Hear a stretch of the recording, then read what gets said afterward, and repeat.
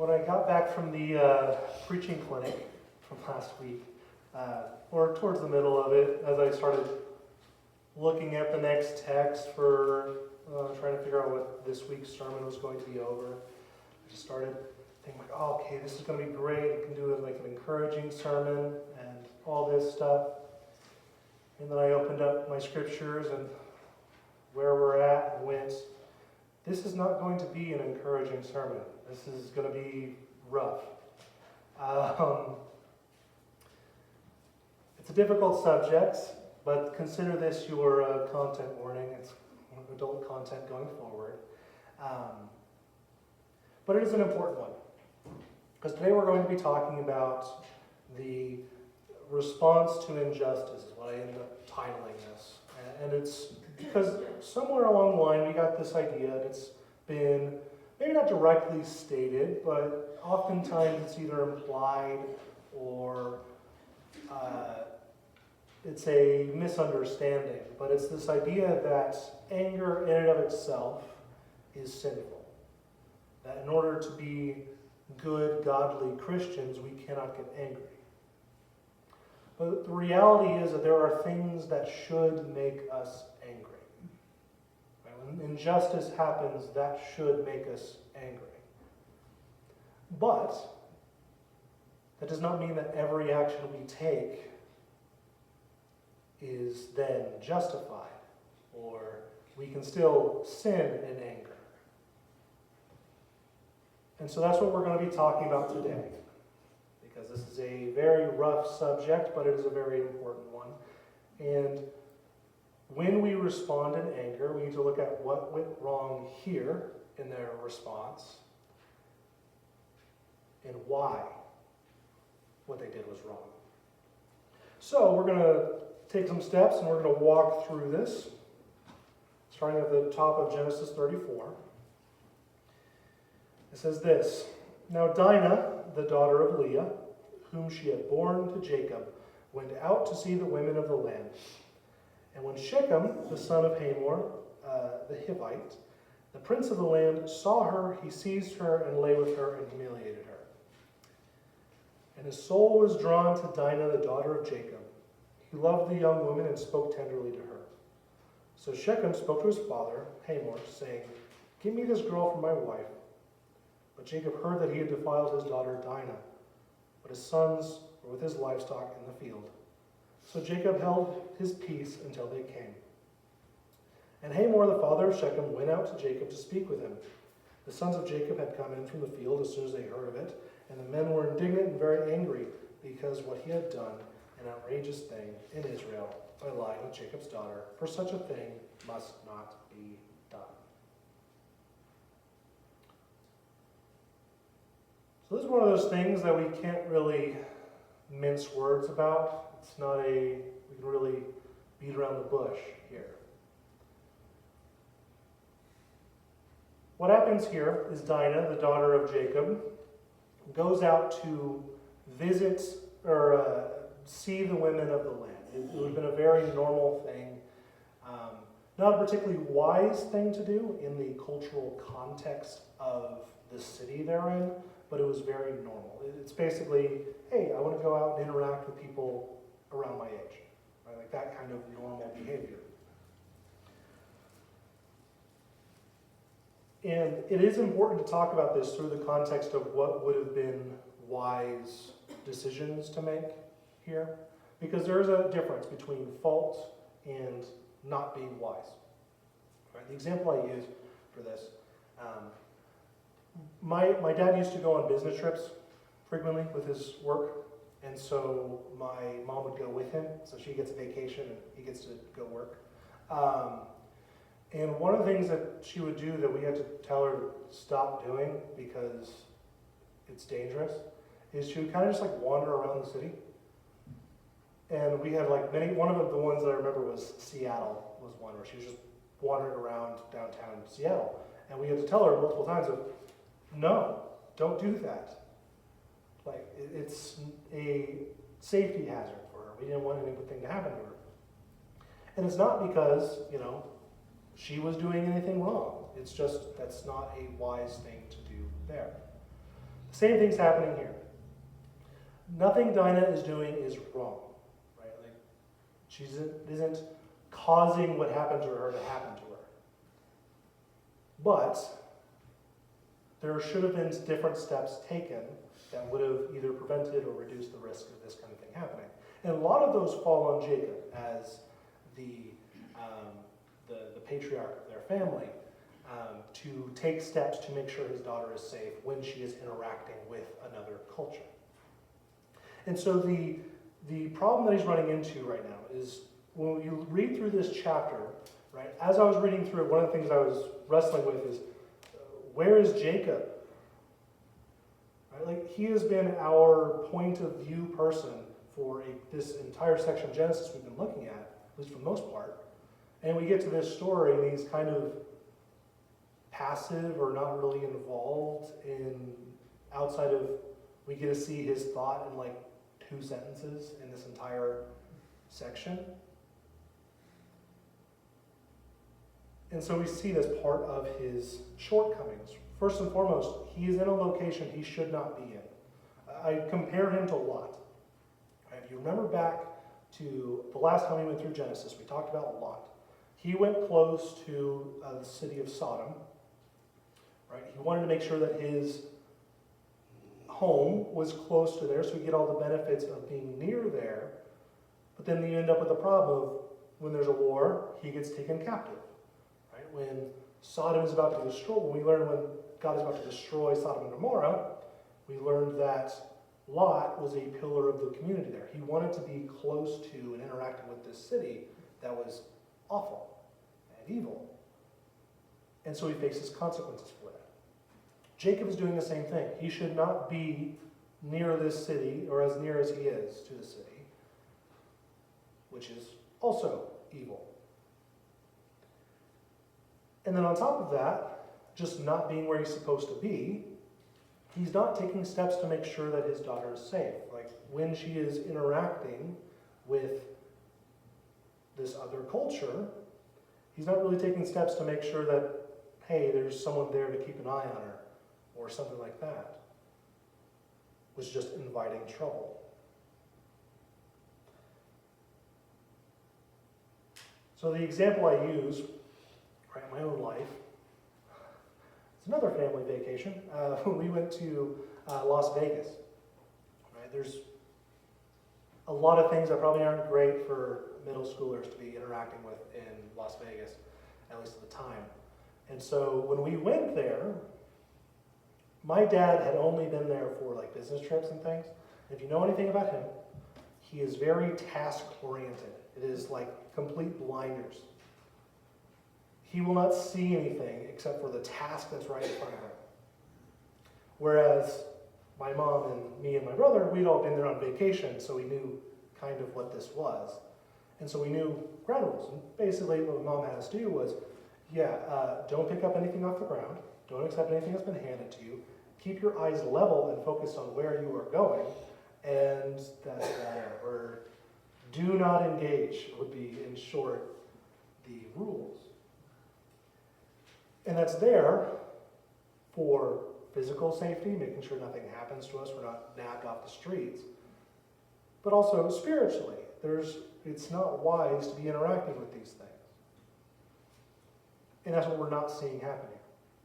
And so Dinah is going to the city, interacting, doing a very understandable thing. She's not doing anything wrong. But because none of these safeguards are in place, she is now vulnerable to what happens to her. She ends up getting raped by Shechem.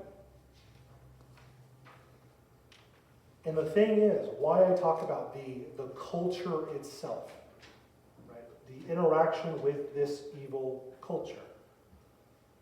The reason I bring that up is because what happens here would not have been abnormal. That is the kind of culture we are talking about. In this culture, unmarried women were basically seen as fair game. It was very common for them to be abused or raped or any other things. And especially when you had wealth and power, as this man does, it was used as a kind of get out of jail free card. for being able to do that and get away with it because they had the power to do it.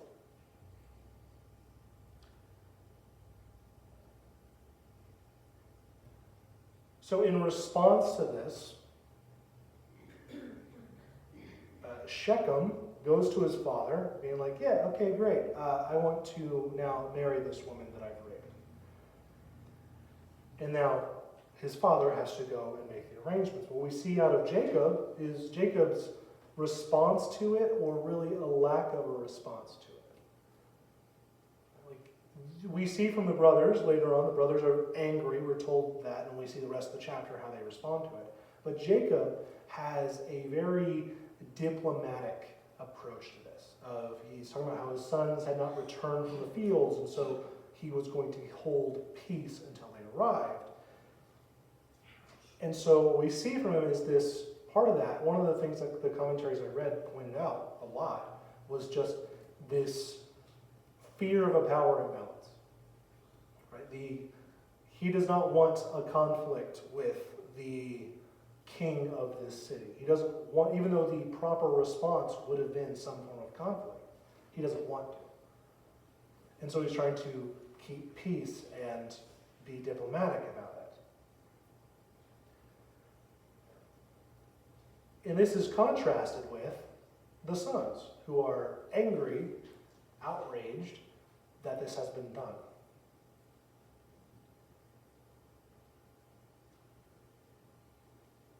And the thing is that they're not wrong to be angry about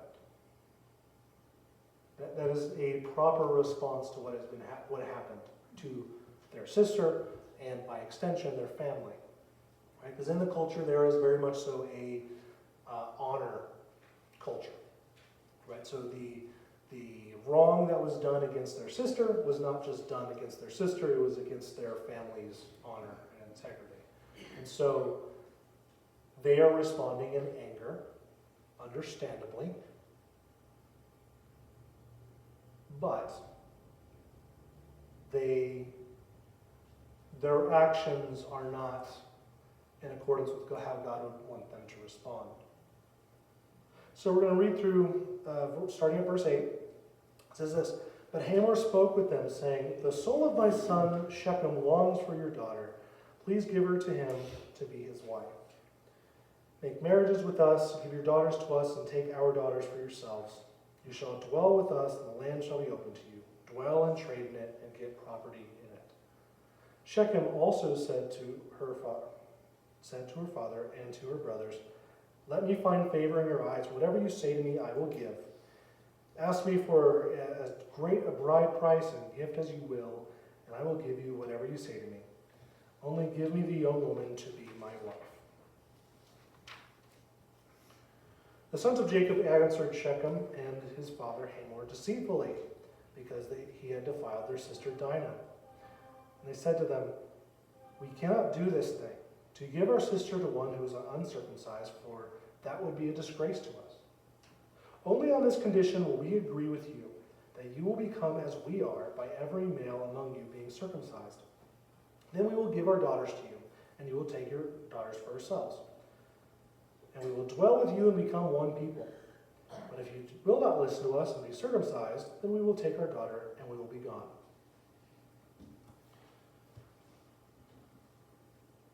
So here we get some, insult added to injustice here. Because ultimately we see here from the offenders, right, the father and son, is that they want to treat this basically like infidelity.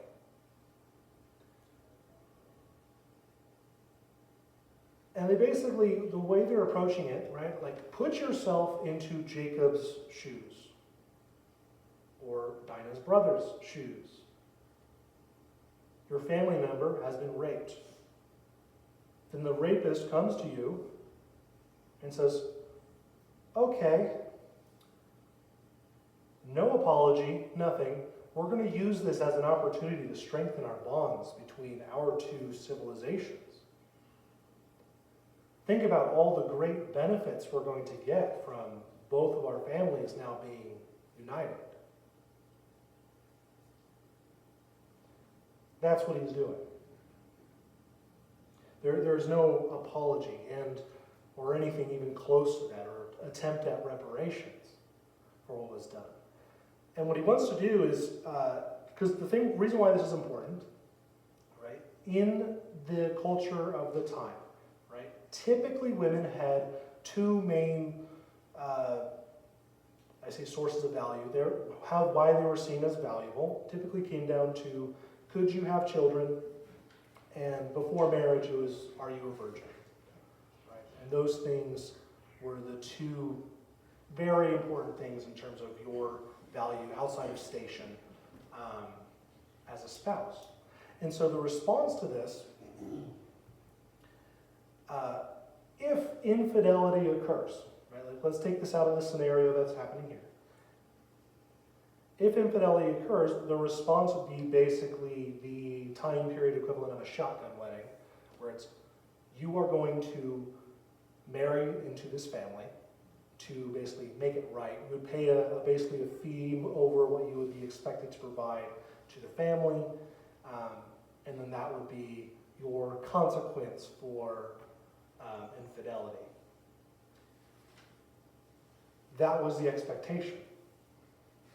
And that's how he's trying to treat it, instead of the injustice that this actually was. And so, like, on top of, like, when I think about this from the brothers' perspective, because they're the ones who are making most of the negotiation, because that was part of their role as the brothers, they were in charge of negotiating and taking care of this, protecting their sister and whatnot.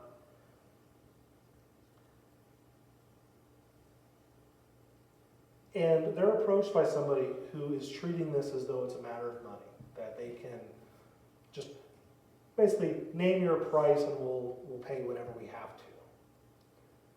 So it's on top of it, what would have been maybe culturally acceptable in the environment where he's from is deeply insulting to the family of Jacob, understandably.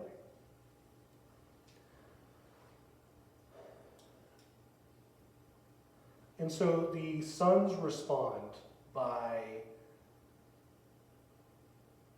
following in their father's footsteps, is the way that I'd put it. They are deceitful about what they're wanting to have happen.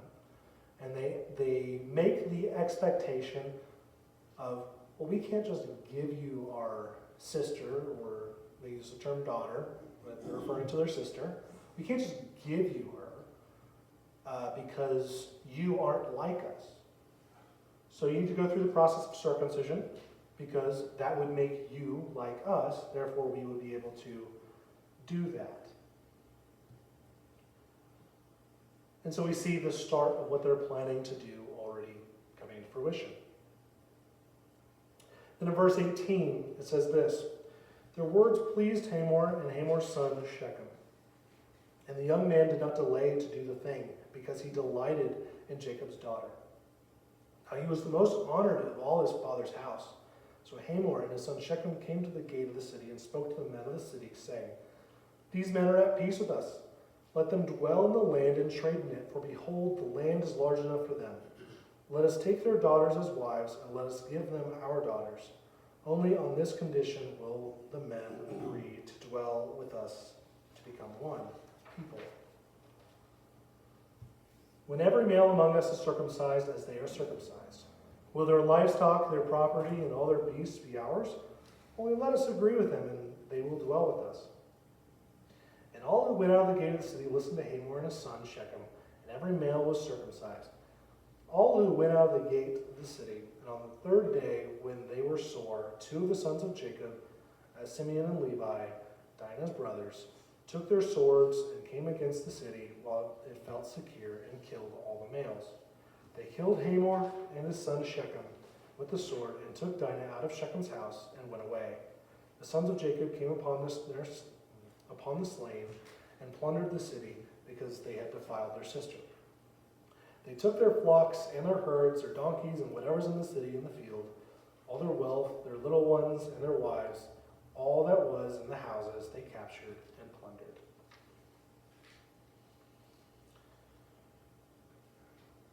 So the brothers have given their request. Right? If Shechem wants to marry their sister, the obligation is going to be that you need to become like us, so all your men need to be circumcised. Hamor agrees, and we see this general approach to, as they're like approaching the city gate, they're basically announcing what's about to happen. And they're like, basically have this attitude of, oh yeah, great, this difficult thing that you have to do now, don't worry about it, because once it's done, all of their stuff will be ours, and our stuff theirs, and we'll have this nice, arrangements, and wonderful things are going to happen. How awesome. And then after they do that, the brothers respond by killing the entire town or city and plundering it and getting their sister back. Right? And it's this weird thing. Not really weird, it's completely understandable why they would do that. But as I'm reading this, like the human aspect of me is kind of sitting there going, way to go, guys. Good work. Like that is I understand exactly where you're coming from in doing that. Wonderful job. And yet this is not, the scriptures don't tell us that this is a good thing that they're doing. It's pointed out that this is not a good action on their part, which is the difficult part of this text. So we have to get into why. What is wrong with what the brothers did here?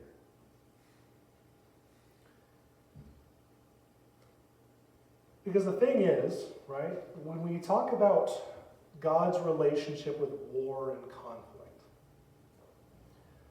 to say that God does not ever bless or call people into war or conflict would be inaccurate. We can read through the rest of the scriptures and see that there are many instances of God either blessing a conflict, but in doing so, he gives them typically rules. Here is how you are to do in accordance with my will here. Here is what I will bless. Right? That kind of attitude that we see from God with regard to war and conflict. But the thing is, what we're seeing here is going beyond the line of justice. He is going in and basically he's getting revenge instead of justice being served.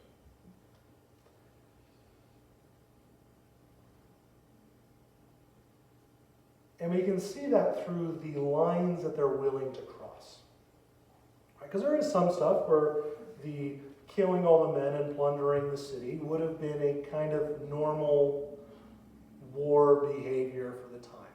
Not necessarily what God is wanting them to do, but it would have been a normal action for the time. One of the big things, though, is where they're not going to God first and getting permission or his blessing to do what they are about to do. And then on top of that, they are desecrating a very important sacrament. That being the act of circumcision. The whole set yourselves apart. That is so very important.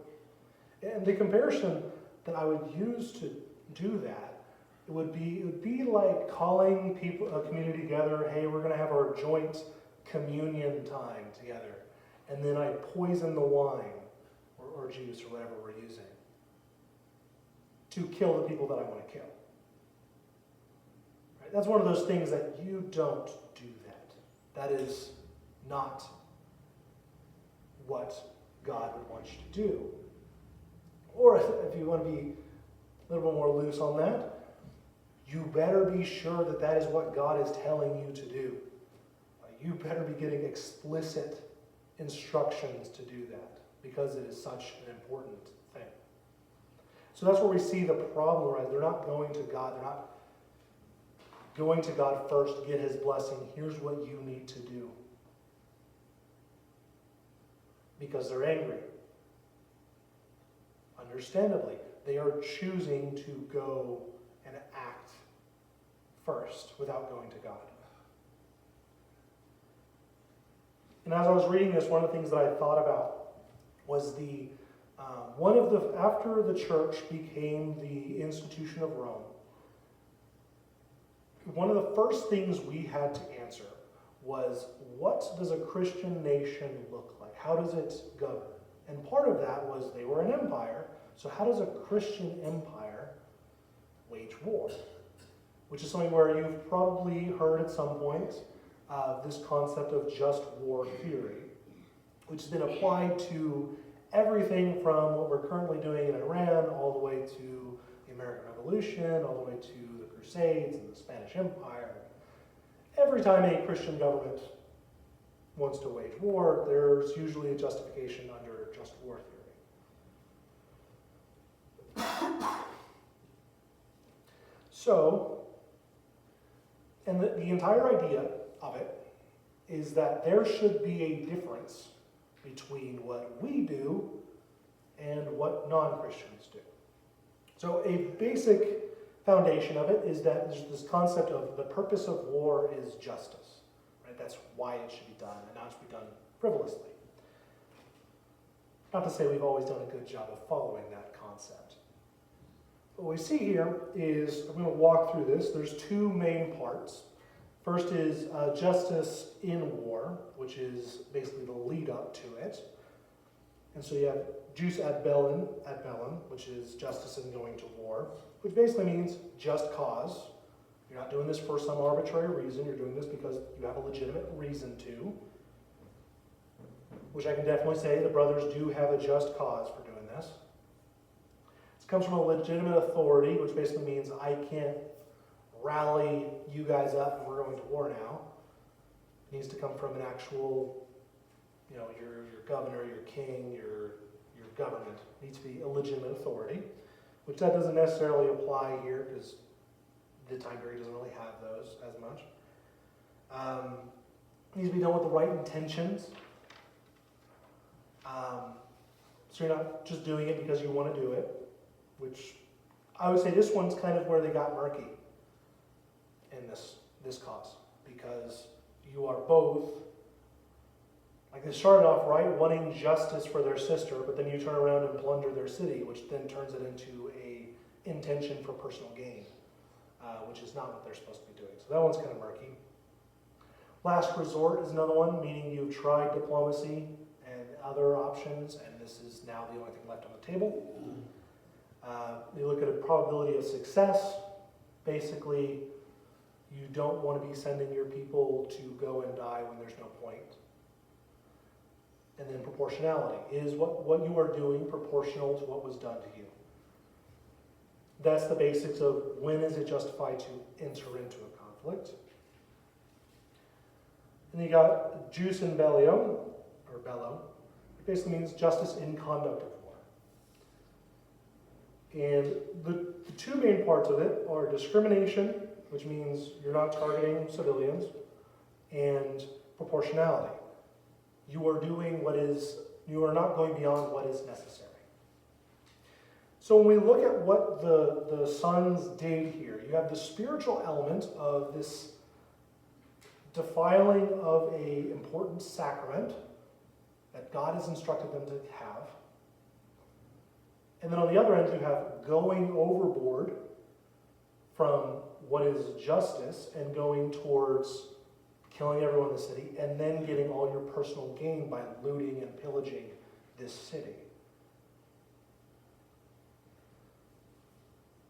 Which is why there's a problem here. Right? It's not about necessarily the actions themselves. It's about, are we in alignment with God? Because if we're not in alignment with God when we are doing these drastic actions, if we're just sitting here using our own anger, our own, we're upset this injustice has been done to us. If we sit there and do that, and not waiting on God, we're not listening to what God wants us to do, then even if mentally we feel that what we're doing is right, we're not right because we're not waiting on God to give us the instructions. Then we get to see some of the consequences in this last section. So they go off war and kill the people of the city. They come back, all their spoils of war. And in verse 30 it says, "Then Jacob said to Simeon and Levi, 'You have brought trouble on me and making me distinct to the inhabitants of the land, the Canaanites and the Perizzites. My numbers are few, and if they gather themselves against me and attack me, I shall be destroyed, both I and my household.' But they said, 'Should he treat our sister like a prostitute?'"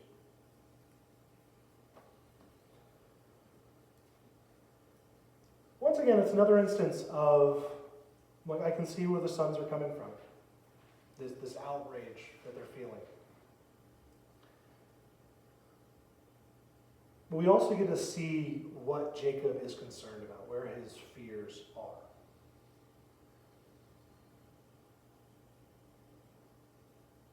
They have just gone and pillaged and burned and slaughtered an entire city. And what Jacob is seeing there is, what will everyone else think happened here? How are they going to respond to what happened here? Because the people around them are going to hear about what happened. They're probably going to, depending on how much damage is done, they might see what happened here. And they're going to have an opinion on what happened there.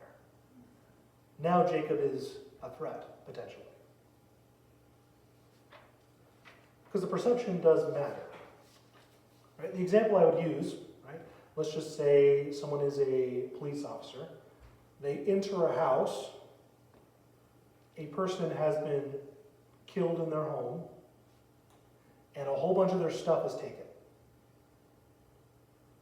They're probably going to come to the conclusion that this was a robbery of some kind.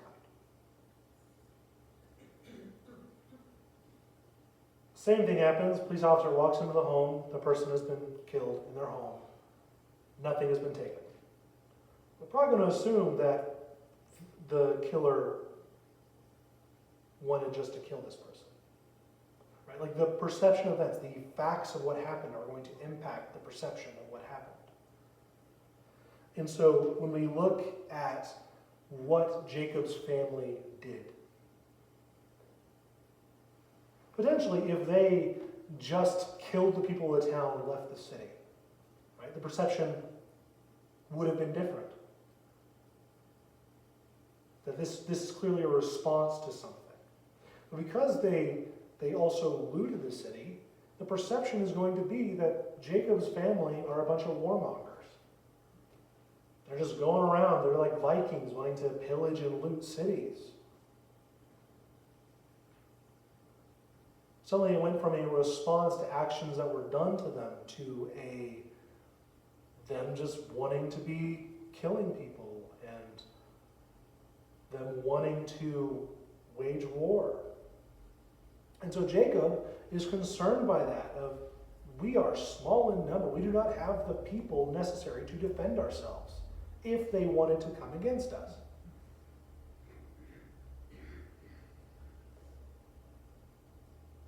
But at the same time, you look at his response. Jacob is being very pragmatic. That is what we're seeing from throughout this chapter. But at the same time, he's not thinking about what God wants him to do. There isn't a point where he's sitting here going, you guys were not listening to God. You guys did not go to God before this. Or this is what God wanted. He's sitting here thinking very tangibly, practically, because he is afraid of what the other people will do. And then at the same time, we see the repeating sin patterns pass through Jacob. And really, Abraham, all of them struggled with this. The sons learned deception from their father. The example that he has set. And so what we see from this is, well, Jacob is being pragmatic and trying to about his approach. Simeon and Levi are more concerned with their family's honor and righting an injustice than what God is wanting them to do. And neither one of them, of his family members, are putting God first. There are all these other things that they're worried about.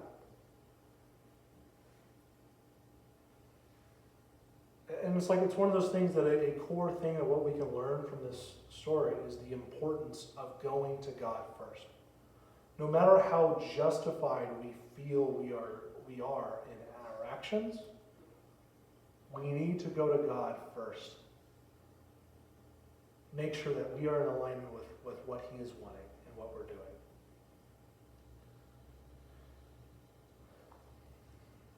So before we close here today, what do we take from this? What are the core teachings in this very difficult section of text? First and foremost, if I can emphasize something, it's not wrong to get angry about injustice.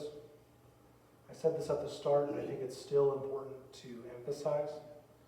The anger the brothers felt, the anger that probably Jacob felt, was not wrong in and of itself. But it's also important to be wise in your actions. Making sure that you are expressing wisdom, going to God before you take action. Because when we act out of anger, oftentimes that will lead into sin.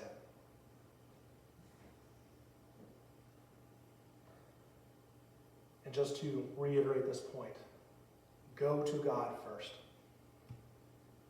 Go to God before you take action.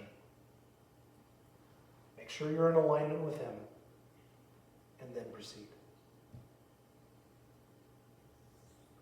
Because that is the most important thing that we can do. So before we close, a few questions for reflection. The first one is, how do you determine that your anger is just? How do you know when your anger is justified versus when it is just wrath or anger? Second question is God an active part of your decision-making process? When you have significant decisions you need to make, are you going to God first before you make a decision? Or is He more of your Hail Mary, last resort choice?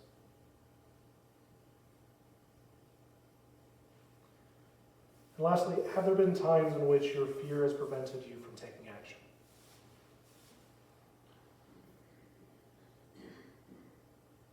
Are there times in which your concern about how you will be perceived, how people will respond, have prevented you from taking the actions that you should?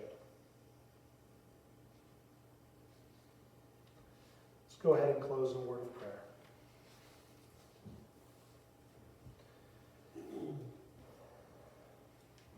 God, thank you for your word here today. And I thank you for who you are, and that you don't give up on us, and that you've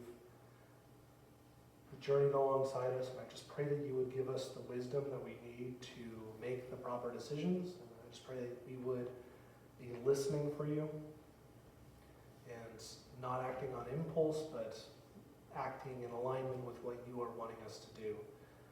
So you may be glorified in our actions and through our actions. And I just pray that you would comfort us and make sure that we are spiritually aligned with you and that our goals are your goals. As we enter into this time of communion, I just pray that we would think about you and the sacrifice that you did on the cross, and I just pray that you would bless this time and help us to reorient ourselves on you, and that you would be glorified in and through this.